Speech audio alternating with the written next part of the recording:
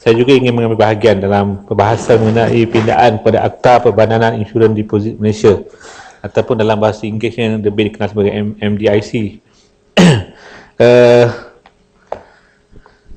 Saya melihat akta ini daripada awal lagi penubuhannya adalah untuk menggabungkan, walaupun sejak permintaan dari segi peringkat global terhadap sistem insurans Islamik ni telah meningkat. Jadi kita lihat bahawa Malaysia juga tidak terkecuali dari segi mengambil bahagian memperkenalkan sistem insurans Islam ini. Dan kita lihat Akta Perbadanan Insurans Deposit ini, dia berperanan, MDIC ini berperanan untuk menjadi regulator kepada dua-dua sistem sistem insurans itu, iaitu insurans di peringkat konvensional ataupun juga insurans yang mempunyai ciri Islam ataupun berasaskan Islam. Cumanya saya ingin bertanya kepada pihak menteri, apakah isu-isu yang biasa dibangkitkan mengenai peranan MDIC ini apabila dia berperanan untuk dua-dua perkhidmatan insurans itu. Sedangkan kita tahu bahawa ada perbezaan operasi ataupun ciri-ciri konvensional punya sistem of insurance dan juga sistem insurans yang berdasarkan Islam. Dan kalau kita lihat di peringkat awal lagi memang adanya perbahasan, tapi di Malaysia ini kita mengambil pendapat yang mengatakan bahawa kita dari segi sistemnya ialah IBI ataupun Islamic Bank Industry ini, mereka membayar fees kepada Perbadanan Insurans Deposit Malaysia ini. Walaupun di sana adanya pendapat yang mengatakan tidak boleh, kalau strict lah dia kata tidak boleh dikenakan fees itu. Jadi tetapi apa yang berlaku ialah pihak jawatankuasa syariah di peringkat Bank Negara telah mengambil satu pendapat yang agak lebih ringan yang berlandaskan maslahah public interest, iaitu boleh dikenakan fees. Sebab apa, praktis amalan di dalam mana-mana dunia mengenai sistem insurans ini mestilah kalau kita nak jamin kita sebagai syarikat yang melindungi mereka-mereka yang bayar premium ini, mestilah kita dapat duit sebagai servis kita lah kan. Tapi kalau pendapat ulama-ulama klasik ini, ulama-ulama yang asal, memang mereka kata tak boleh, fees tak boleh dikenakan langsung. Anyway, di negara kita mengambil apa yang dipanggil kafalah bil ujur, jaminan dengan bayaran. Tapi yang saya ingin tanyakan ialah adakah dengan penggabungan dengan Perbadanan Insurans Deposit Malaysia ini berperanan untuk diberi peranan untuk bertanggungjawab kepada dua-dua skim insurans ini, ada tak masalah-masalah atau masalah-masalah yang sering berlaku yang mungkin akan menyebabkan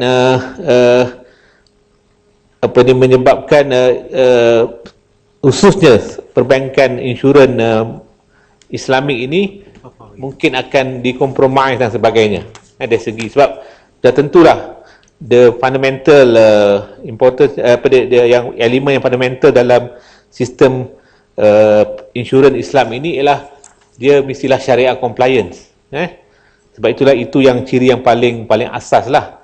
Dan kalau kita lihat dalam konsep insurans ini yang dulu yang dibincangkan, kenapakah contoh tak boleh orang Islam ini insured, mengambil insurans kematian, life insurance, sebab itu ada unsur gharar, dipanggil unsur uncertainty. Sebab Islam ini dia tak membenarkan kita terlibat dalam mana-mana transaksi ataupun amalan yang ada unsur yang apa dipanggil uncertain. Kalau dalam buku kita lama dia kata you tak boleh jual burung di tengah terbang itu, itu saya jual, tak boleh. Sebab apa? Burung tu tak lagi dalam tangan lagi. Itu contoh-contoh diberikan lah. Jadi saya ingin tanyakan, dengan kenapakah tidak diwujudkan dua separate body untuk mengawal apa dipanggil sistem insurans dan berlainan ini? Kenapa diletakkan di bawah satu badan saja? Sedangkan ada ciri-ciri yang berbeza yang membezakan dua ini. Itu yang pertama. Yang keduanya, saya nak tanya juga, adakah kerajaan juga terfikir untuk melanjutkan pemakaian akta ini? Kalau sekiranya lah kerajaan berpendapat dengan ada satu badan ini pun dah cukup sebenarnya dan tidak ada masalah-masalah yang berlaku. Kita tahu bahawa pendeposit wang ini bukan saja dalam bank-bank IBI ataupun dalam bank dalam bank-bank yang memperkenalkan apa dipanggil Islamic banking window yang Islamic window ini, tetapi di sana terdapat juga institusi kewangan yang juga memegang wang pendeposit ini sebagai trust, tabung haji dan sebagainya lah. Jadi adakah institusi ini juga dikawal oleh akta ini? Kalau tidak dikawal, adakah kerajaan bercadang untuk melanjutkan pemakaian akta ini juga kepada institusi-institusi yang mempunyai unsur menjaga wang orang lain ini?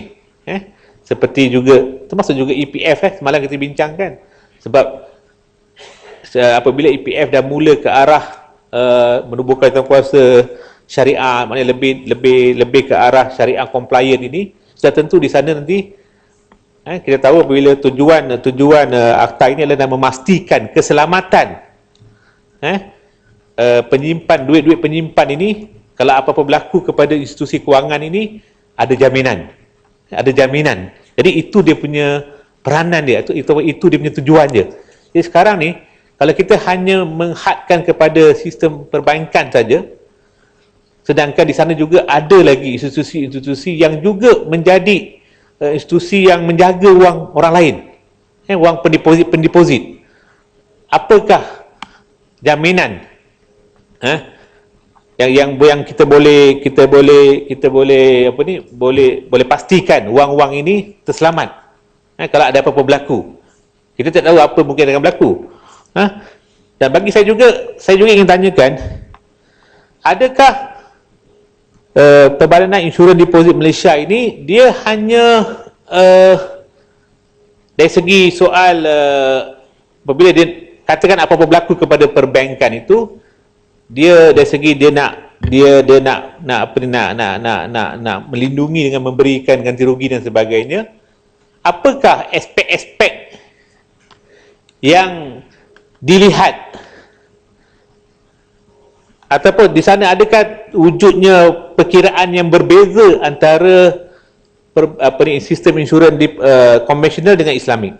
Maknanya kalau dari segi nak bayar ganti rugi ini, apakah di sana wujudnya perkiraan yang berbeza antara kedua-dua sistem ini? Maknanya kalau kita nak jamin katakan apabila ada bank Islam sebagai contoh ada masalah, lepas tu kita kita insurans nak bayar kepada bank ini berdasarkan premium dia bayar tu ada protection, kita nak lindungi dia.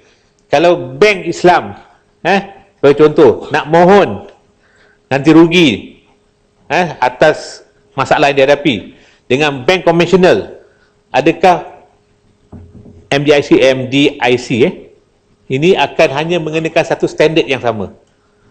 Maknanya dua-dua ini tidak ada perkiraan yang berbeza.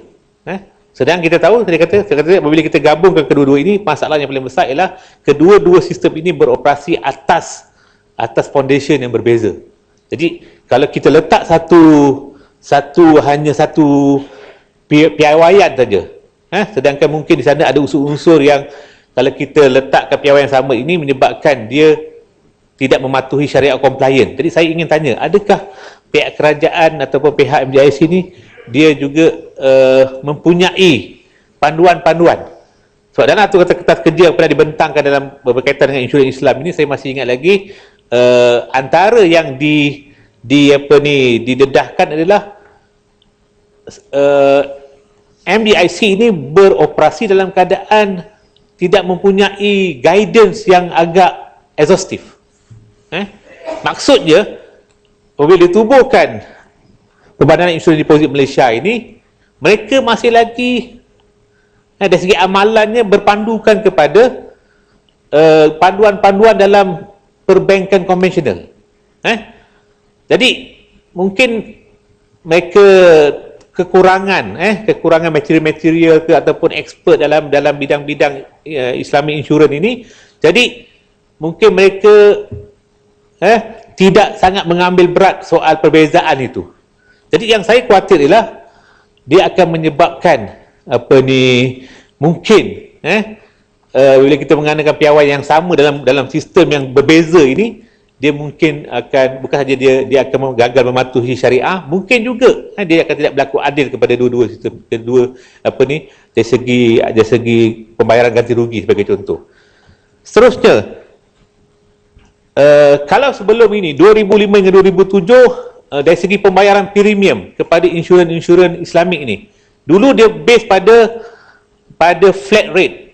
Maknanya premium itu dia akan ambil untuk daripada bulan Disember yang tahun lepasnya, daripada itu dia akan kira berapa premium.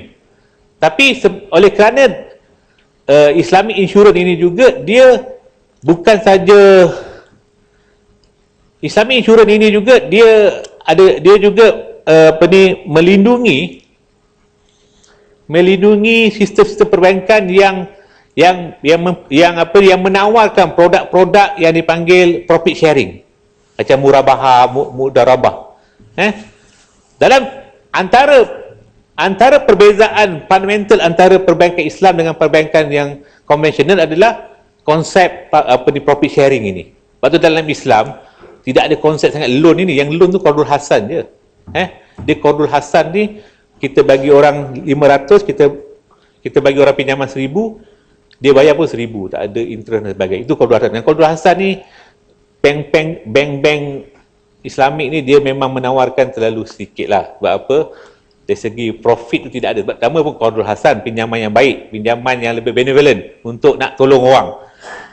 Tapi oleh kerana dia, kalau kita buat sistem itu saja menyebabkan mungkin bank tak boleh nak survive, maka banyak produk-produk Islamik ini yang based on profit sharing. Maknanya ada elemen-elemen juga di sana, pihak yang melabur ini mesti juga mengambil risiko.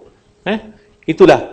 Sistem riba ini dia tidak ada risiko, dia guaranteed payment. Bila kita bagi satu pinjaman, kita kenakan interest, maka di situ dah ada guaranteed payment. Dia tak ada masalah. Sepang minta sikit. Terima kasih. Terima kasih Sepang, terima kasih speaker. Nak minta Sepang mungkin boleh hurai sikit lah. Dia konsep Islam ni, dia mengajar kita untuk profit and loss sharing, berkongsi untung dan juga berkongsi rugi. Tapi konsep konvensional mengurusi loan ialah hanya untuk profit sharing. Kalau ada untung, kongsilah. Kalau tak ada rugi, mereka tak nak kongsi.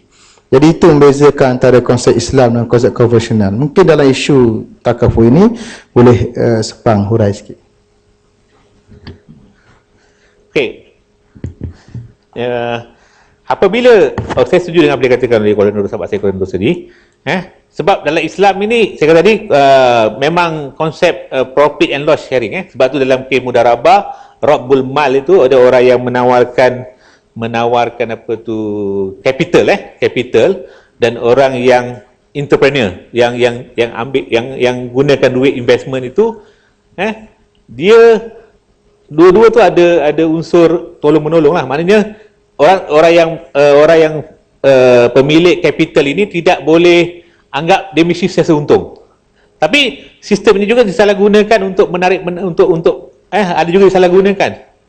Maksudnya orang gunakan mudarabah punya sistem, kononnya saya pernah terlibat dalam bila dia suruh saya buat satu perjanjian mudarabah, tapi bila dia nak memastikan ramai orang labur, Dia cakap dengan pelabur, untung saja, tak ada langsung rugi. Dia nak kalau boleh, dijanjikan 90% untung lah, maknanya tak ada langsung rugi. Saya kata saya tak boleh buat itu, sebab itu bertentangan dengan prinsip Islam. Dia mesti ada profit and sharing, macam kata Colin Rose tadi. Jadi, dalam sistem insurans Islam yang diperkenalkan ini, termasuk yang di cover, termasuk yang cover apa?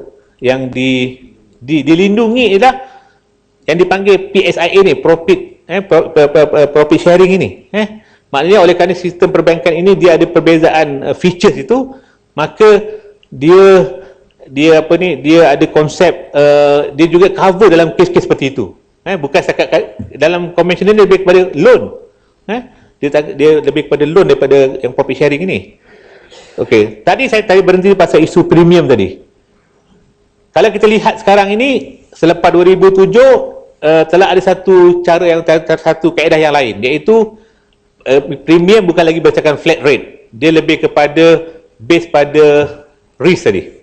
Maknanya kalau bank itu bank yang mungkin dia lebih terdedah dengan risk yang tinggi, maka dia punya premium akan lebih tinggi. Jadi saya ingin tanya kepada pihak menteri, dari segi penentuan premium ini, manakah dari segi dari pendapat Konsul Syariah, mana yang lebih yang mana lebih adil lah, ataupun lebih fair kepada pendeposit ini, apabila kita gunakan flat rate ataupun base pada yang tadi tu, yang kedua-dua tadi. Jadi kalau yang pertama tu lebih adil, kenapa? Kalau yang kedua tu kenapa? Sebab saya kata tadi maknanya sekarang yang problem yang dihadapi oleh pihak-pihak MDIC ni lah, mereka kebanyakan hanya berpandukan kepada satu guideline yang standard untuk kedua-dua sistem ini. Jadi saya rasa itu perkara yang patut dilihat lah oleh pihak kerajaan. Saya rasa itu saja yang saya ingin tambahkan, saya ingin bahaskan. Saya harap pihak menteri dapat mungkin menjawab beberapa soalan saya panggil. Terima kasih. Terima kasih, Muhammad. Yang Muhammad Jasin. Terima kasih Datuk Seri Yang Pertua. Saya ringkas saja untuk menyokong tentang rang undang-undang pindaan PIDM ini. PIDM sebagai sebuah badan berkanun yang telah ditugaskan sebagai